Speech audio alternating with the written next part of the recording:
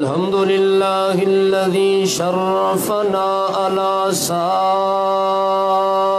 الأمم نسلم ونصلي على سيد الأنبياء شهادة أن لا إله إلا الله وحده لا شريك له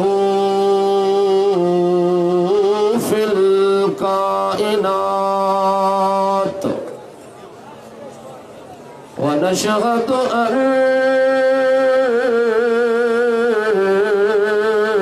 سيدنا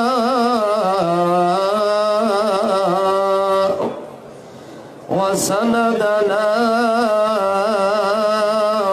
وسند الكائنات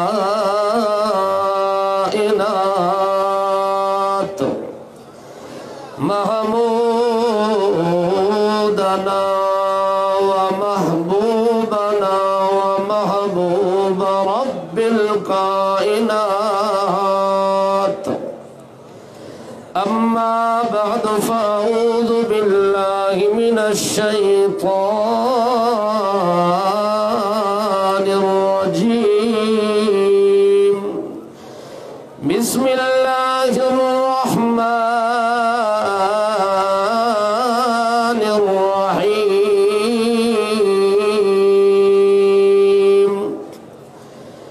ما نعبدهم إلا ليقربونا إلى الله زلفى. سبحان ربك رب العزة عما يصفون وسلام على المرسلين والحمد لله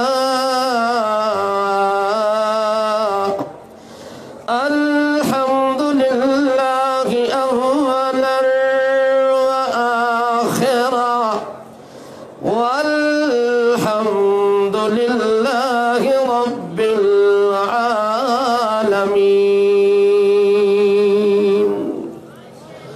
اللهم صل على محمد وعلى آل محمد كما صليت على إبراهيم وعلى آل إبراهيم إنك حميد مجيد. اللهم بارك على محمد وعلى آل محمد كما باركت على إبراهيم وعلى آل إبراهيم إنك حميد مجيد.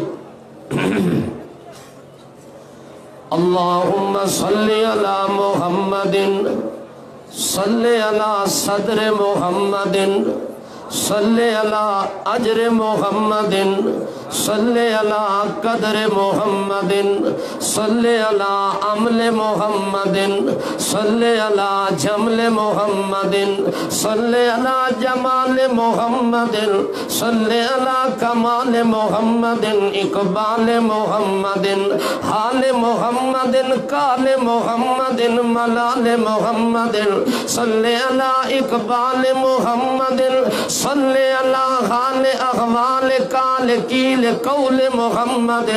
اللهم صل على محمد أجر عزم نظم بزم اسم جسم محمد صل على عزم نظم محمد صل على حضر سفر أجر قدر روزة قبر محمد.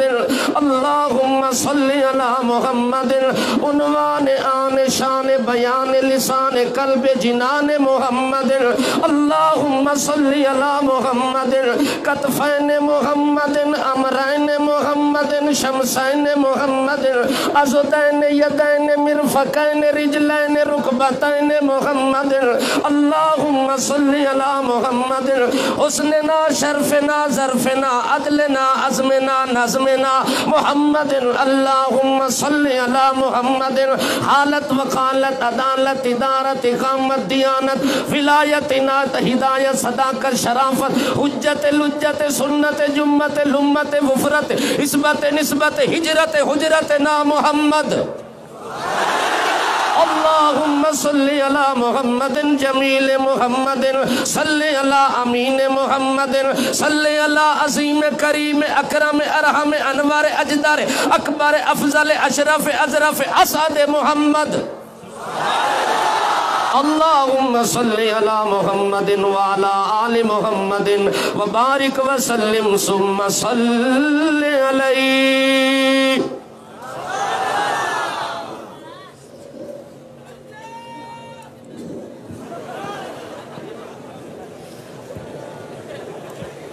قابل صد احترام ذی قدر علماء کرام،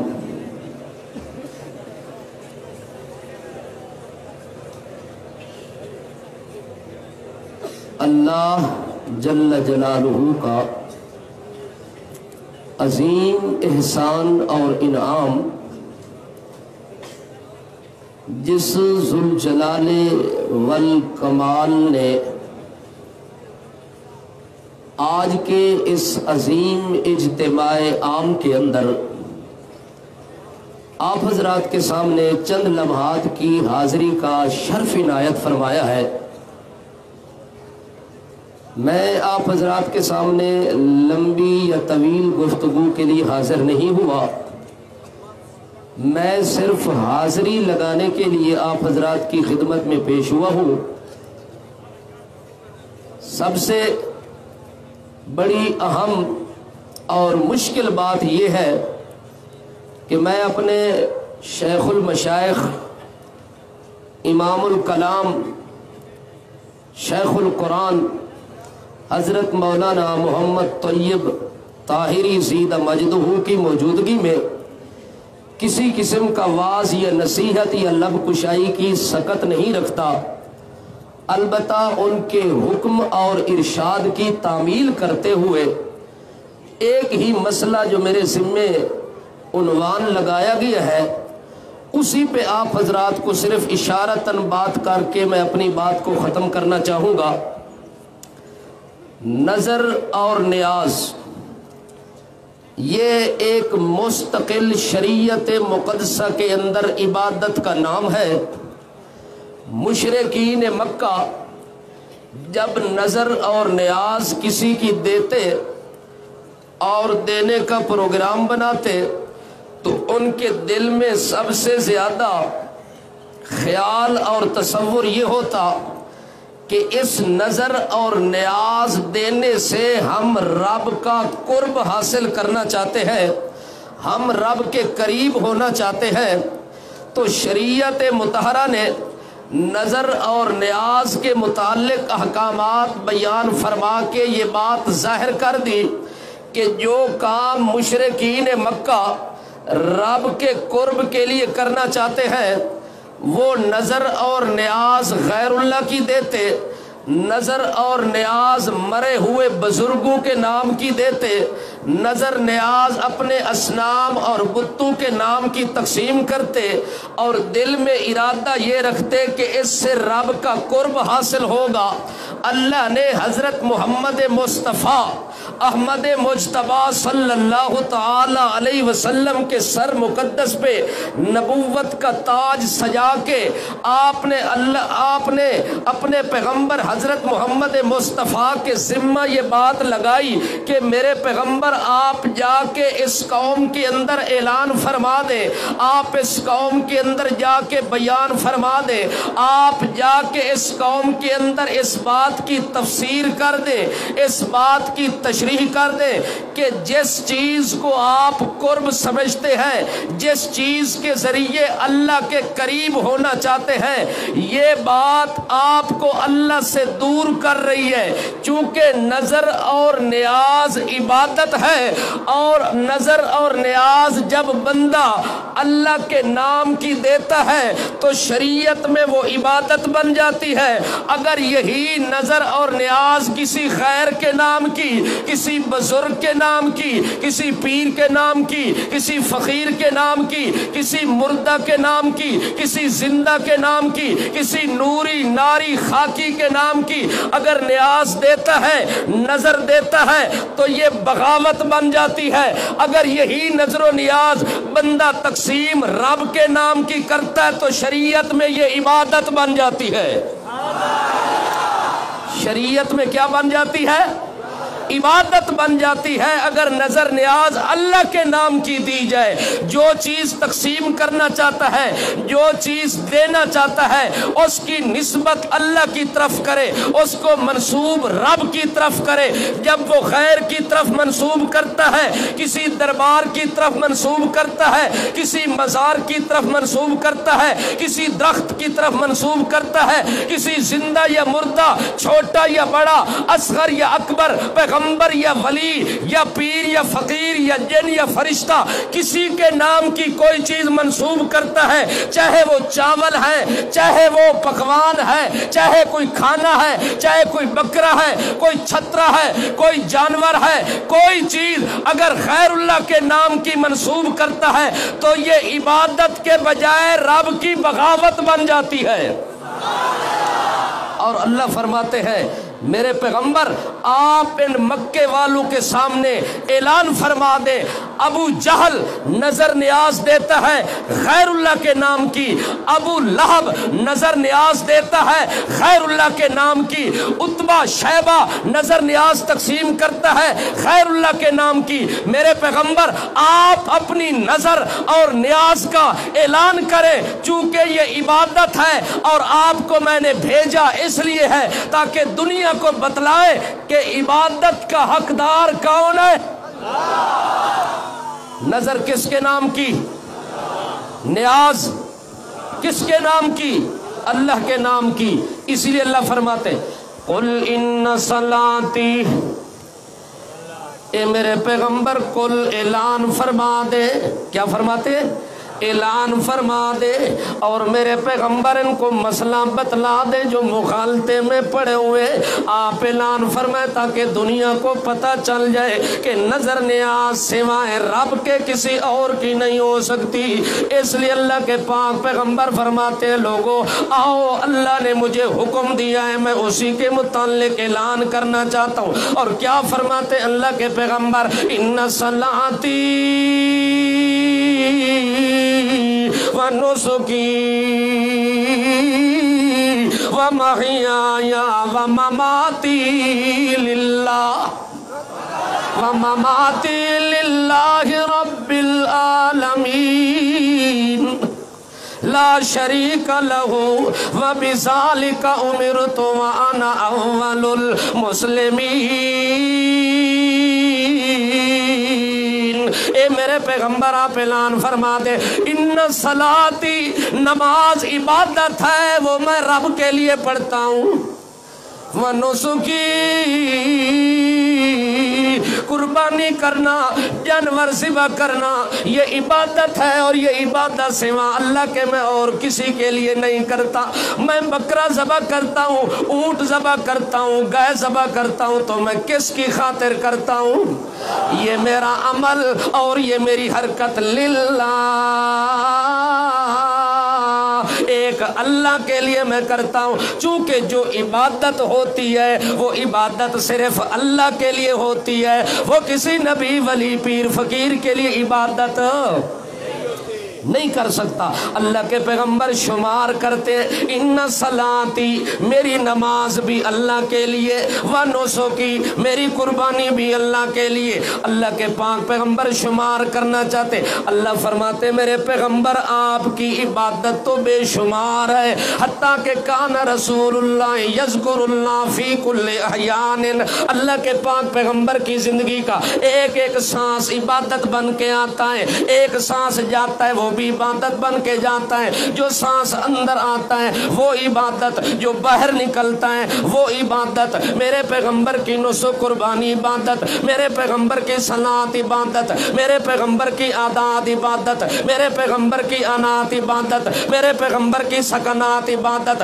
میرے پیغمبر کی حیات عبادت، میرے پیغمبر کی ریاضت عبادت، میرے پیغمبر کی تلاوت و عبادت، سخاوت و عبادت، امامت و عبادت، میرے پیغمبر کی نقل و حرکت عبادت، میرے پیغمبر کا چلنا ہے، پھرنا ہے، بیٹھنا ہے، اٹھنا ہے، کھانا ہے، پینا ہے، آنا ہے، جانا ہے، جینا ہے یا مرنا ہے للہ،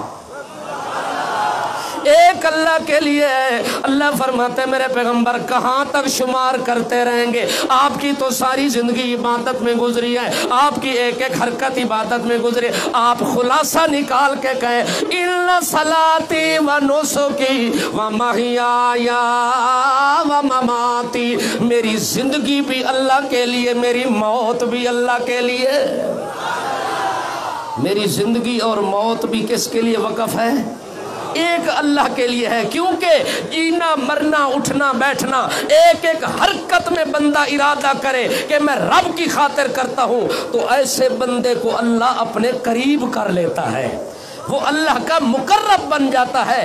اس لیے اللہ کے پاک پیغمبر سجدہ ریز ہوتے ہیں، اور جب سجدہ کرتے ہیں تو سب سے زیادہ اللہ کے قرب میں چلے جاتے ہیں۔ اللہ کا قرب حاصل کرنا ہو تو جو نقل و حرکت کرنی ہے اللہ کے لیے ہونی چاہیے، کسی خیر کے لیے نہیں ہونی چاہیے۔ اگر نقل و حرکت جو بندہ رب کے لیے کرتا ہے، بکرا رب کے لیے ذبح کرتا ہے، جانور رب کے لیے ذبح کرتا ہے، کوئی چیز رب کے نام کی تقسیم کرتا ہے، اگر وہی چیز رب کے نام کے علاوہ کسی خیر کے نام کی تقسیم کی جائے تو رب کہتا ہے یہ بغاوت ہے، اور جب بغاوت آتی ہے تو عبادت ختم ہو جاتی ہے۔ اللہ فرماتے حرمت علیکم المیتۃ،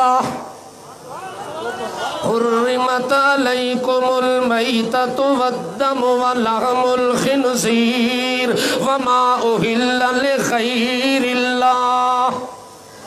جب بندہ بغاوت پہ اتر آتا ہے پھر میرے رب کی خیرت دیکھو، پھر میرے رب کی شان دیکھو، پھر میرے رب کا اعلان سنو۔ اللہ فرماتے حرمت علیکم المیتۃ والدم ولحم الخنزیر، اے میرا پیغمبر اعلان فرما دیجئے کہ ان کے اوپر اللہ نے حرام کر دیا ہے۔ حرمت علیکم المیتۃ، مردار چیز کو بھی اللہ نے تمہارے لیے حرام کر دیا ہے۔ والدم، جو ذبح کے وقت رگوں سے خون نکلتا ہے، دم مسفوح، اللہ نے اس کو بھی حرام کر دیا ہے۔ ولحم الخنزیر، باغی بندہ جب ہو جاتا ہے اس بندے کی سزا بھی باقی تمام گناہگاروں سے زیادہ ہوتی ہے، تمام مجرموں سے زیادہ سزا ہوتی ہے۔ اللہ فرماتے دیکھو نظر نیاز تو میرا حق بنتا تھا، میرے نام کی دیتا، لیکن اس نے وہ چیز جو جانور تو میں نے پیدا کیا، وہ حلال چیزیں تو میں نے پیدا کی ہیں، لیکن اس حلال چیز کو اللہ کے نام پہ منسوب کر دیا۔ مرغی حلال ہے، مرغا حلال ہے، بکری حلال ہے، بکرا حلال ہے، جانور حلال ہے، گائے حلال ہے، بھینس، بولو بولو، ہاں آپ تو زیادہ کھاتے، غیر مقلد تو کہتے ہیں جائز نہیں ہے قربانی کے اندر۔ توجہ ہے، آپ تو کھاتے رہتے ہیں، حلال ہے کہ نہیں ہے؟ ہاں سارا سال حلال ہے اور قربانی کے دنوں میں ناجائز ہو جاتی ہے، اور کہتے ہیں اس کی قربانی نہیں کرنی۔ اسی لیے میں کہتا ہوں جب یہ دودھ لینے آئے تو ان کو کہا کرو یہ تو بھینس کا دودھ ہے، اس کی تو قربانی نہیں، تو دودھ کیسے پی سکتا ہے؟ توجہ ہے؟ جب گوشت لینے آئے بازار میں اس کو کہو یہ تو کٹے کا گوشت ہے، یہ تو اس کے بچے کا گوشت ہے، جب وہ قربانی جائز نہیں ہے تو اس کا گوشت کیسے جائز ہے؟ اس کا دودھ کیسے استعمال کر سکتا ہے؟ اگر دودھ سارا سال استعمال ہو سکتا ہے تو قربانی میں بھینس اور بھینسا ذبح بھی ہو سکتا ہے۔ اچھا، اللہ کریم فرماتے ہیں یہ حلال چیز کو اس نے خیر کے نام پہ تقسیم کر دیا، اسی تھان پہ لے کے چلا گیا، اسی دربار اور قبر اور حجر کے اوپر چلا گیا جہاں کہ اس بزرگ کی خوشنودی کے لیے ذبح کرتا ہے، اس کو دکھانے کے لیے، خوش کرنے کے لیے یہ کام کر رہا ہے۔ اللہ فرماتے اب میری خیرت کا تقاضا ہے، یہ بندہ میرا باغی ہو گیا ہے، عبادت کے بجائے بغاوت پہ اتر آیا، اب میرا اعلان کیا ہے؟ اللہ فرماتے ہیں مردار بھی حرام ہے، دم مسفوح بھی حرام ہے، خنزیر بھی تمہارے اوپر حرام ہے۔ ہاں ہاں، یہ دم مسفوح اور مردار اور خنزیر یہ چھوٹے درجے کا حرام ہے، یہ ادنا درجے کا حرام ہے۔ ترقی من الادنا الی الاعلی، پہلے چھوٹی چیز کا ذکر کیا ہے کہ جناب مردار بھی حرام ہے، اس سے زیادہ دم مسفوح حرام ہے، اور اس سے اگلا حرام جو اس سے بھی ڈبل حرام ہے، لحم الخنزیر، وہ خنزیر کا گوشت حرام ہے۔ اللہ فرماتے ہیں مردار بھی جمع ہو جائے، دم مسفوح بھی اکٹھا ہو جائے اور خنزیر کا گوشت بھی جمع ہو جائے، یہ تینوں حرام اکٹھے ہو جائیں اور مل جائیں، وما اہل لغیر اللہ، جو خیر کے نام کی چیز ہے خنزیر سے بڑھ کے حرام ہے، دم مسفوح سے بڑھ کے حرام ہے اور مردار سے زیادہ حرام ہے۔ اللہ فرماتے ہیں یہ غیر اللہ کے نام کی چیز مر جانا پر کھانا نہیں ہے، مر جانا اس کے قریب نہیں جانا، اس لیے اللہ فرماتے ہیں چونکہ اس میں شرک داخل ہو گیا ہے اور شرک سب سے بڑی بغاوت ہے، میں ہر چیز گوارا کر سکتا ہوں لیکن میں اللہ انا اغنا من الشرکاء، میں تمام شریکوں سے پاک ہوں، تمام شریکوں سے بری ہوں۔ اللہ کریم فرماتے ہیں پر مشرکین کا کام یہ ہے کہ وَجَعَلُوا لِلَّهِ مِمَّا زَرَعَ مِنَ الْحَرْثِ وَالْأَنْعَامِ نَصِيبًا فَقَالُوا هَذَا لِلَّهِ بِزَعْمِهِمْ وَهَذَا لِشُرَكَائِنَا۔ مشرک آدمی جب اس کا باغ، جب اس کی فصل، جب اس کی کھیتی تیار ہو جاتی ہے، جب اس تیار ہو جاتا ہے اس میں وہ تقسیم کرتا ہے، ھذا للہ، یہ اللہ کے نام کا ہے، وھذا لشرکائنا، یہ میرے بزرگوں اور پیروں کے نام کا ہے۔ اللہ کریم فرماتے ہیں مشرک کا کام ہوتا ہے کہ میری عبادت میں شرک کرتا ہے، اور مومن کا کام کیا عبادت کرتا ہے؟ وہ کہتا ہے لوگوں میری عبادت میں، میری نماز میں، میرے روزے میں، میری حج میں، میری زکوٰۃ صدقات کے اندر لا شریک لہ وبذالک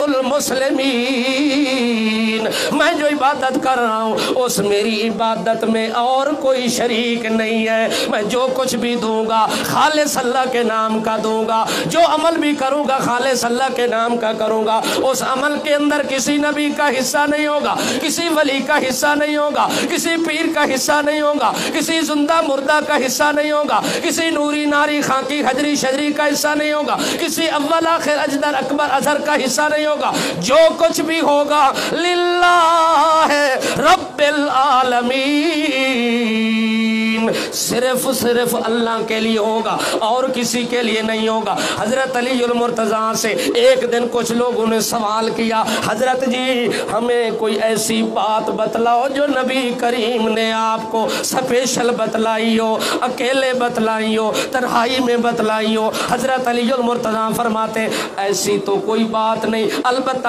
ایک بات میرے ذہن میں ہے۔ اللہ کے پاک پیغمبر نے ایک موقع پر ارشاد فرمایا لعن اللہ من ذبح لغیر اللہ، اللہ کی लानत हो जो कोई चीज ज़िबा करे और उसको मंसूब करे खैर अल्लाह की तरफ, मंसूब करे किसी अल्लाह वाले की तरफ, मंसूब करे किसी मुरसल पैगंबर की तरफ, मंसूब करे किसी पीर फकीर अमीर की तरफ। अल्लाह के नबी ने ये बात इरशाद फरमाई, मैंने अपने कानों से सुनी। अल्लाह के नबी ने फरमाया लानल्लाह